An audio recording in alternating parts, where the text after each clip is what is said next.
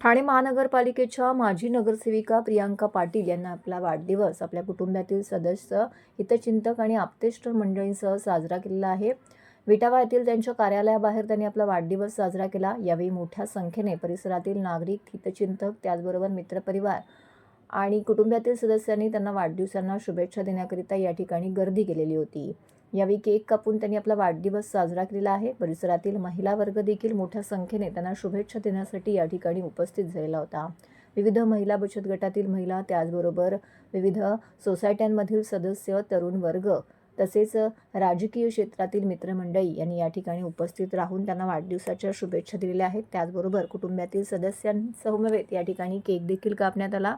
माजी नगरसेवक मिलिंद पाटील, माजी नगरसेवक जितेंद्र पाटील, गणेशेंद्र शिंदे, शाखा प्रमुख रोहन शिंदे, उपशहर प्रमुख राकेश पाटील, महिला संघटिका रचना पाटील, विभाग प्रमुख अविनाश पाटील, शाखा प्रमुख सचिन पाटील, उपशाखा प्रमुख दिनेश मुकाशी, भगवान पाटील, अविनाश पाटील यांसह मोठ्या संख्येने या ठिकाणी उपस्थित राहून त्यांनी वाढदिवसाच्या प्रियांका पाटील यांना भरभरून शुभेच्छा दिलेल्या आहे. तसेच परिसरातील महिलांना या ठिकाणी भेटवस्तूंचं देखील वितरण करण्यात आलेलं आहे.